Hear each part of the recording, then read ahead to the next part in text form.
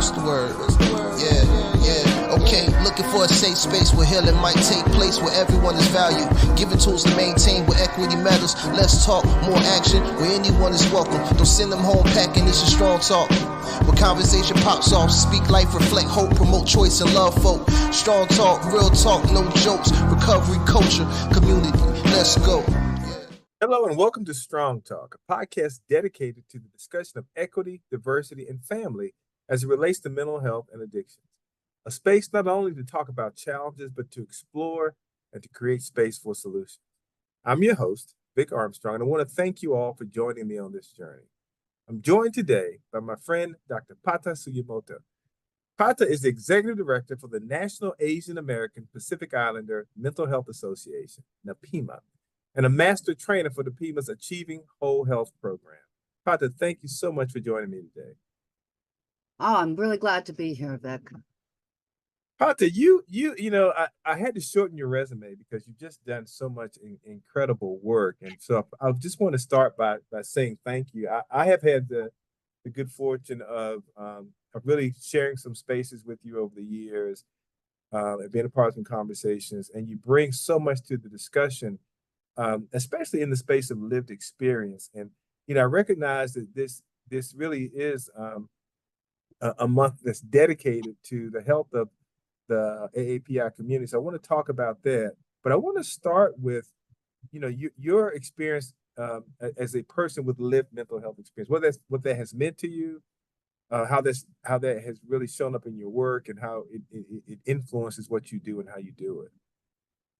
Yeah, my lived experience is sort of why I'm here in some ways in this mental health space now. I used to be a professor of education, and I still use all those skills in the work I do now. But what I do now is I call myself a mental health activist, because I spent a good 15 years down and out, like really depressed, and and what I learned through my healing journey, and I'm still on that healing journey, is that recovery is possible. All the things we say in suicide prevention, that, suicide is preventable. But that's part of who I am. It's not just sayings, Right. At PIMA, we have a network of people. It's called NAAPIAN, which is the National Asian American Pacific Islander Empowerment Network. And it's a network of people, AA, NH, Native Hawaiian, and Pacific Islander, people with lived experience of mental health concerns, either themselves, a loss survivor of suicide, impacted family and friend. And this space is really unique because in the AA and HPI community, mental health is stigmatized more than in our, the dominant culture. So to have a space where people who have lived experience can talk to each other, because a lot of times they can't talk to their family, they can't talk to their community. So this lived experience space is so important. I'm also the chair of the LEAC, which is the Lived Experience Advisory Committee of the Suicide Prevention Resource Center. And that's sort of the model, I think, of lived experience. Yeah. So lived experience, I am a person who has major depression, PTSD, a suicide attempt survivor. And I talk about these things a lot, in part to break the stigma. I have, when I do a presentation, sometimes I will talk about all the accomplishments, like I have a PhD from the University of Pennsylvania, and I was a professor and this and that, right? And then I say, and I've been a person with lived experience of mental health concerns since I was 12 years old. Yeah. To juxtapose, right? Those two things. Well, and along those lines too, Pata, when you talk about your experience, and you mentioned, when you started the conversation, you talked about stigma being different in the AAPI community. What has that been like? Because you're a person with lived experience, but there's that intersectionality of how that shows up in your community and what the conversation is like in your community. Can you talk a little bit about that? Absolutely. I think in my family, it was very difficult sometimes. because there was stigma in my family. Like, I mean, no one wanted to talk about mental health, but it was everywhere in my family. I mean, my mother, I'm mixed heritage. My mother, who is a white woman, was had bipolar disorder. My father had depression in his lifetime. His brother had depression. His sister died by suicide, but no one talked about any of it ever. Right. Yeah. So in my family, it shows up as silence, right?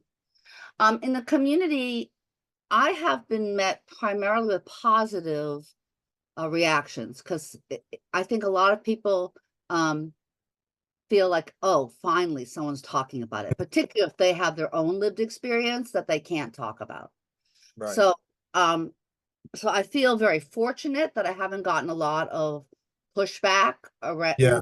the community that I'm also in these mental health spaces, so Right. there's a little more flexibility. Yeah.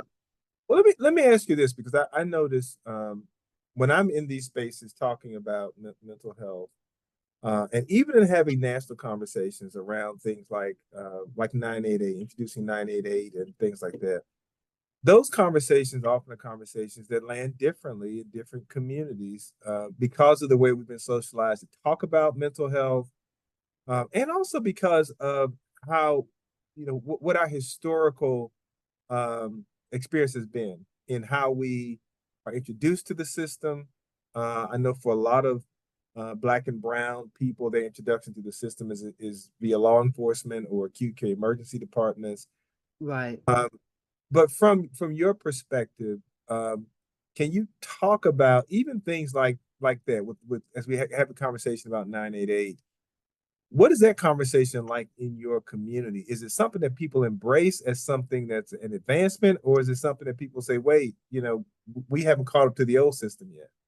Right, right. I mean, I think to some degree, 988 is better received by our community than other communities of color.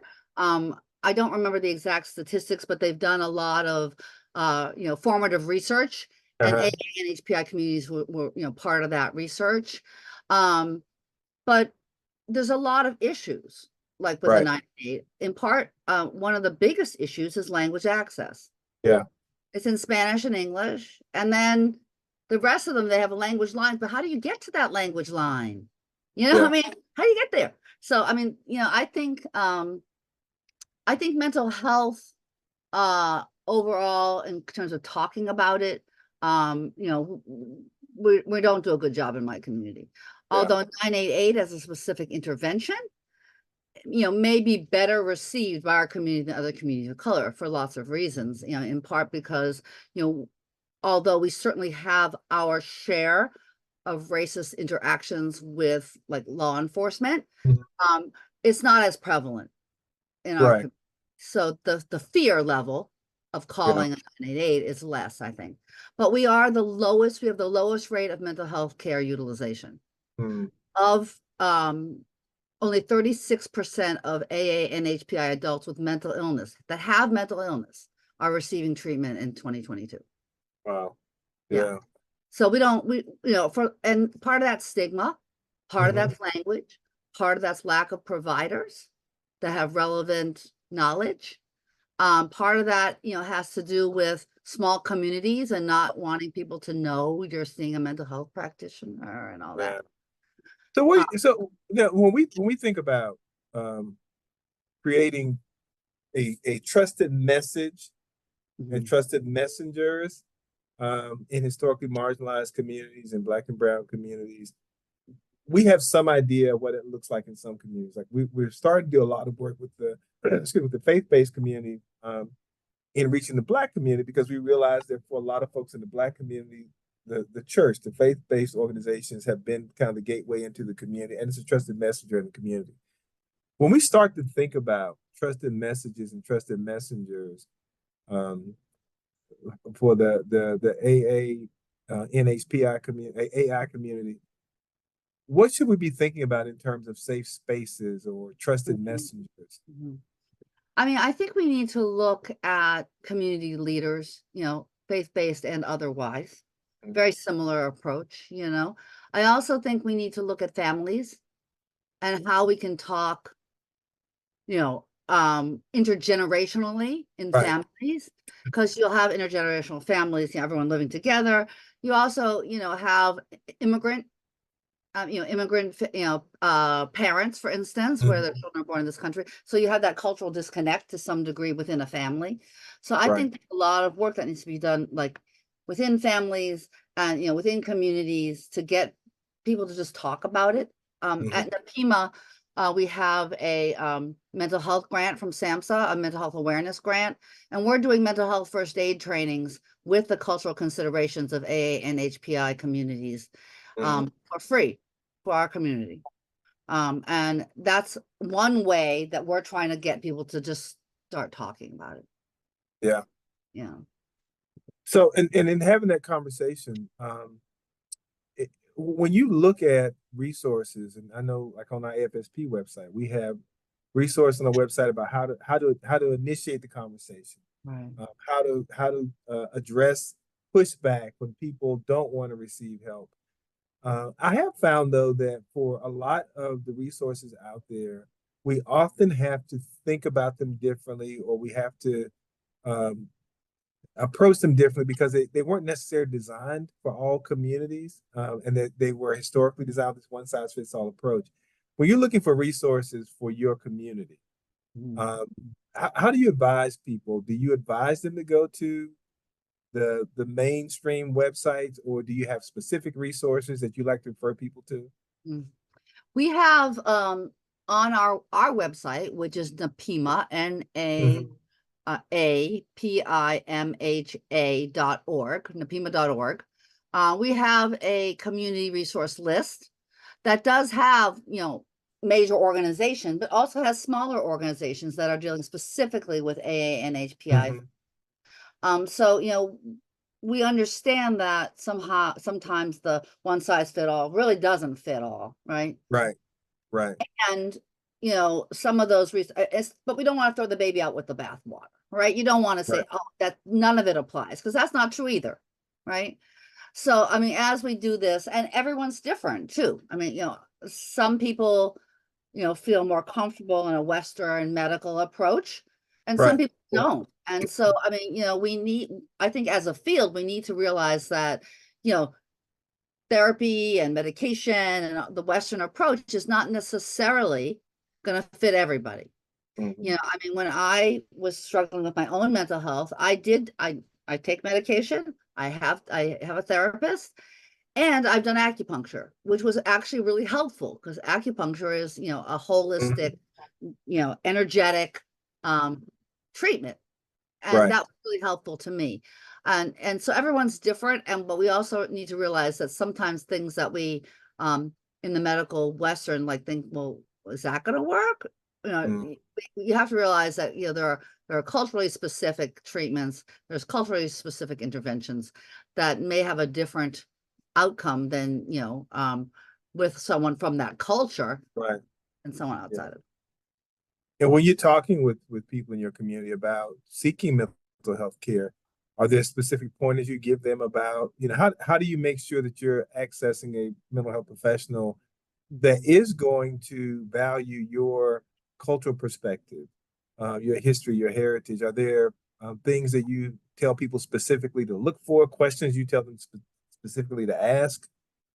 It's funny you ask that question, because I have a whole workshop on how to find a therapist from a you know, consumer's perspective. And, you know, I have a handout that asks all the standard things, you know, like what, you know, where they go to school, or, you know, what their training is, all that kind of stuff.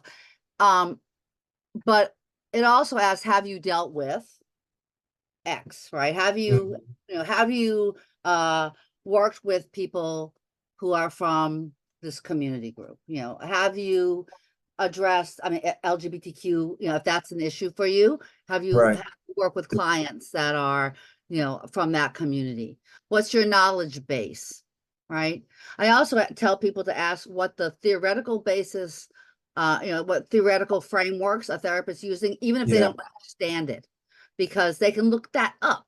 And there's a real difference between a family systems approach versus a DBT, you know, dialectical behavioral approach. You know, versus a, psychodynamic approach. So Right. there's differences, and people think a therapist is a therapist. It's not true. Yeah, you're right. It's not true. And the other thing too that I think people sometimes don't take into consideration is that it's a two-way relationship. Right. And even if you are a clinician that feels like I'm comfortable talking with anyone from any race, from any culture, it does not mean that someone from that race or culture is going to be comfortable with your level of understanding about their story, about their culture, about the things that the pressures that they bring to the table, because we bring all of that with us when we enter into a clinician's Absolutely. office. And speaking of which, Patrick, when you're looking even for data on the impact of mental health on the AAPI community, are you able to find the disaggregated data that speaks to access, that speaks to impact, the things that would inform you on how to best inform your community? No. The answer is no. There is not disaggregated data. And there's not even terrific aggregated data. You know what I mean? Right. Like, a lot of times I'll be sitting at a SAMHSA meeting and we're not, AA and HPI folks are not even on the chart. Mhm. And I'm like, where are we? And so, there's just not Yeah. a lot of information about, how it looks in our communities. And the fact that you bring up the disaggregated data is so important because, we have over 50 ethnicities, cultures, just in AA, never mind, Yeah. API, and there's over 25, I think, Pacific Islander groups, each with their different culture, language, the whole thing. And unless we know, what's going on in a specific group, because there's huge disparities, huge. I mean, people who have been here like myself, Japanese here for many years, our like economic profile looks different than someone who came over from a war-torn country more recently, Right. for instance. Yeah. So, I mean, it's so important. And the other thing that's really important is thinking about intergenerational trauma. Because, I mean, as a person, and I think all people of color in this country have some kind of trauma, whether they admit it or not, but that's just my, but certainly from my experience, I mean, my father was interned during World War II. And like what that meant about me feeling how I feel about being Japanese American and what that journey has been, that actually really affected how I perceived my own cultural background, and taught me all kinds of issues, right? And I think, and that's one example.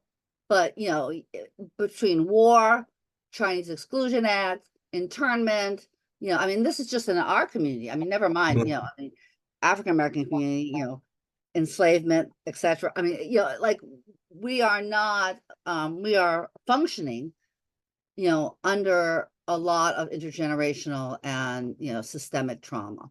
Right. So is that conversation? I mean, given that the intergenerational piece, when you're having conversations with folks, is it a different conversation with an older person in your community versus younger folks? Are younger folks, we're finding in a lot of communities that younger people are much more willing to have this conversation. Are you finding that to be true too? Same thing. Much more willing to have the conversation. And if they were born in this country, even more so, right? I mean, there is that sense of like, oh, this is a conversation we can have. And so, and that's one of the reasons I think that when we think about doing interventions, we need to think intergenerationally, right? Because if young people, I mean, we don't want young people to take on the burden, but they can provide a bridge. Yeah. And we've seen over the past few years an uptick in violence against Asian Americans here in the U.S., which is another added stressor. And I know it's because of late we've heard there's really more in the news lately about some of the tensions between Palestine and Israel. But it's only been within the last several months that a lot of the same conversations we were having around violence against the AAPI community, which still occurs. So how do you message that, because what you don't want to have happen is for people in your community to feel like, well, the attention span is short and folks have moved on now to other issues and they've forgotten about the issues that we have over here, the violence occurring again in our communities, the challenges about access and you know, having access to resources, things like that. So how do you have those conversations with folks? And is that a thing? Is it do people feel like we're moving on from some of the challenges that the AAPI community is facing, because we seem to only be willing to deal with one crisis at a time? That's right. No, that's a very astute observation. I think it's true. And I do feel like, you know, we still are dealing with, you know, anti-Asian hate, you know, you know, there are working groups at the federal level looking at that to some degree. But it's also the case that you're right. I mean, you know, it's kind of like that's moved on until it raises its head again, right? Right. Yeah. So, you know, I'm going to take a little bit of maybe a meta view on this, because I really think that what that's asking us to do in our communities is create solidarity amongst communities that are facing similar things.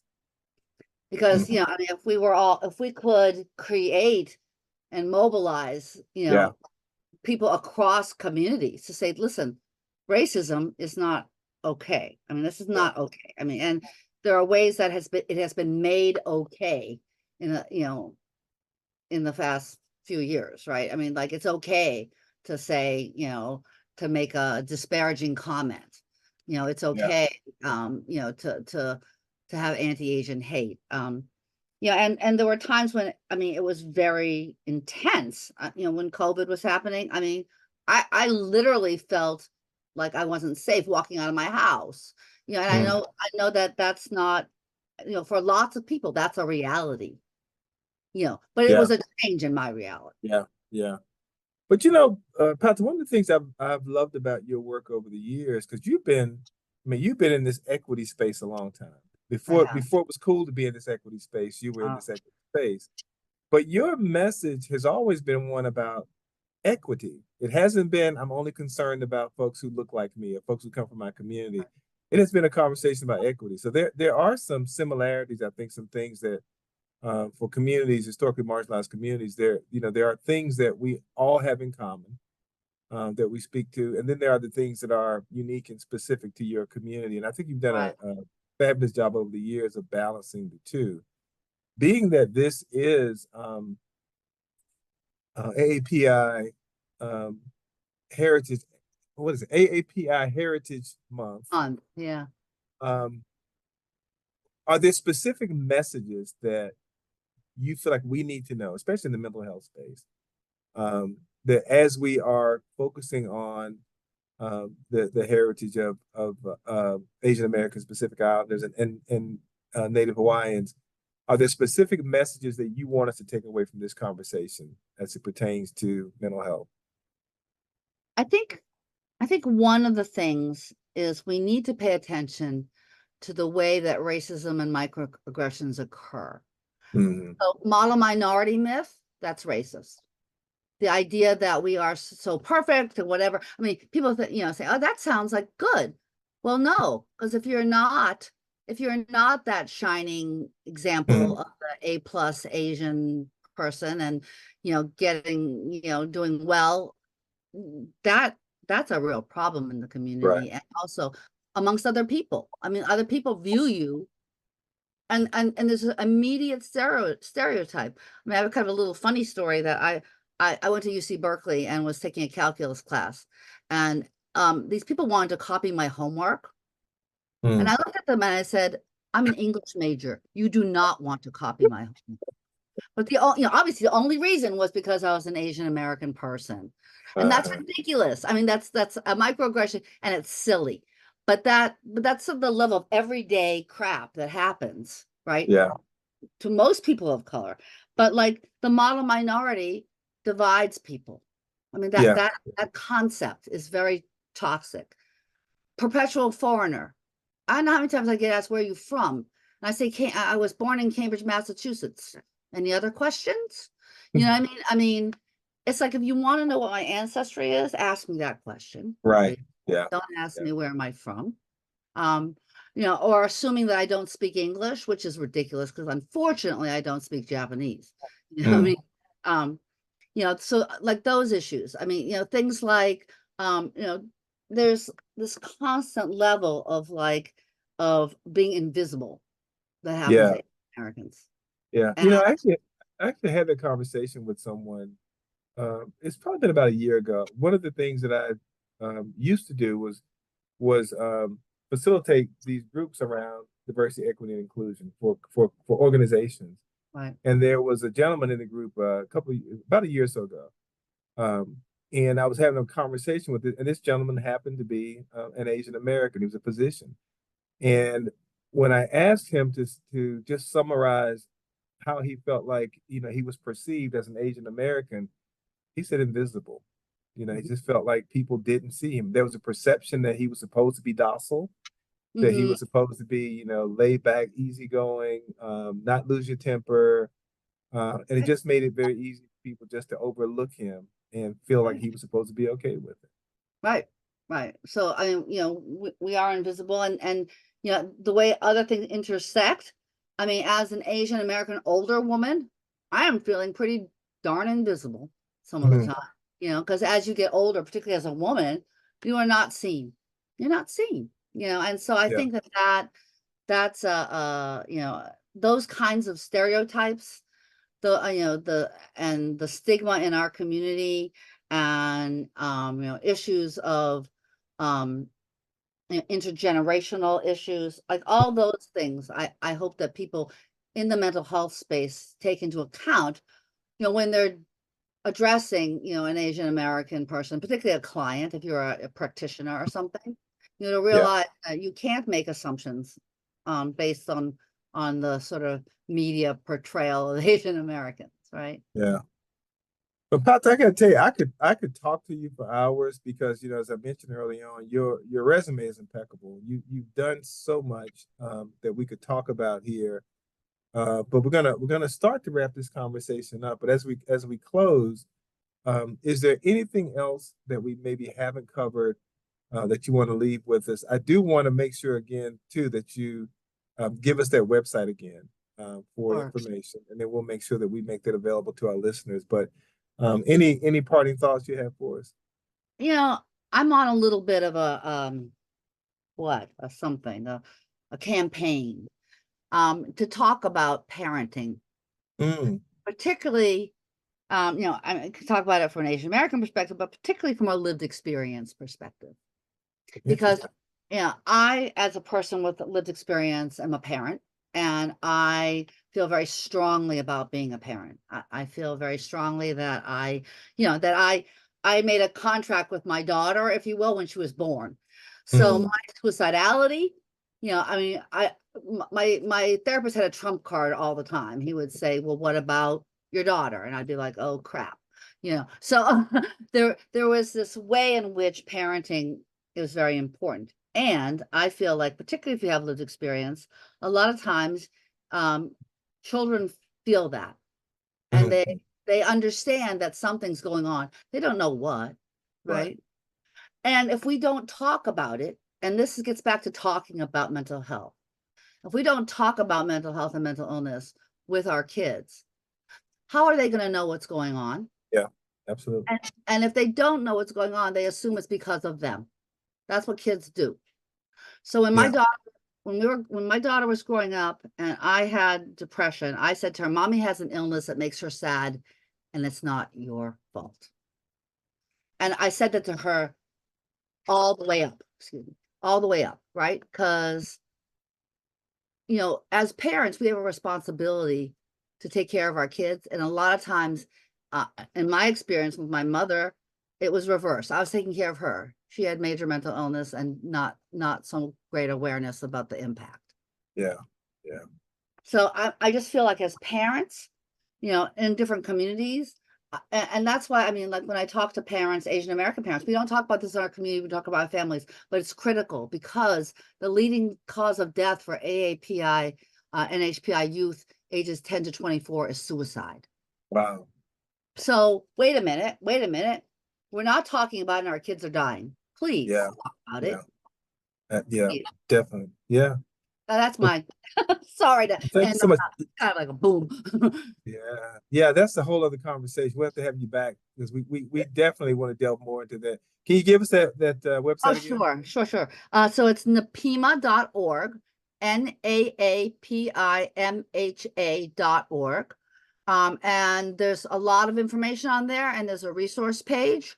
There's also information about our upcoming trainings and the policy work we're doing. We have a Vote for Wellness initiative. We have a lot of different things on that website. We also have our NAAPIMHA network, and if you are a person with lived experience, and our AANHPI, please join our network. We have listening circles. We have all sorts of things going on. Well, thank you for that. Pata Suyemoto, thank you so much for being my guest today. And thank you all for being with us on this episode. And we'll see you next time on Strong Talk.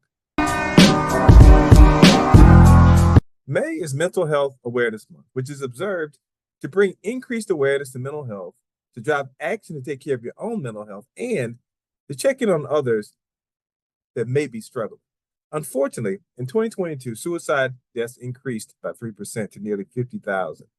This translates to 14.3 deaths per 100,000 in our country, the highest we've seen since 1941. Suicide can be prevented, and we all have a role to play. Talking openly, honestly, and directly about suicide when we are worried about someone is an important first step to helping prevent it and can help encourage help-seeking and ongoing support. Research tells us that asking about suicide can be life-saving, and contrary to what you may think, asking directly about suicide does not put the idea in someone's head. It may actually be a relief and allow those who are struggling to open up. You don't need special training to have an open, authentic conversation about mental health. And often just talking about it can be the first important step in helping someone get support or treatment if needed. Suicide can be prevented, and knowing the warning signs can help us intervene. Warning signs include if a person talks about taking their own life, feeling helpless or hopeless or having no reason to live, or if they exhibit behaviors that may signal risk, as well as displaying moods like depression, anxiety, loss of interest, and irritability. And something you may also look out for is a changing behavior or the presence of entirely new behaviors, especially if the new or changed behavior is related to a painful event, loss, or life change. And when speaking with a loved one, here's a few friendly guidelines to follow. Talk to them in private. Be sure to validate their fears. And remember that just because you don't understand their pain makes it no less real. Listen to their story. Let them know you hear them. Ask them confidently, concisely, if they're thinking about suicide. Encourage them to seek treatment or to contact their doctor or therapist, and reassure them that there's no shame in getting help. And remember that someone considering suicide is experiencing a life-threatening health crisis and may not believe that they can be helped. Work with them to keep them safely away from lethal means like firearms and drugs, and remind them that their suffering is temporary. And then be sure to follow up with them after the crisis to see how they're doing. Together, we can end this robber of life. Together, we can stop suicide. And that is Strong Talk. What's the word? What's the word? Word, strong talk, strong talk. What's the word? What's the word? What's the word? Yeah. What's the word? Strong talk, strong talk.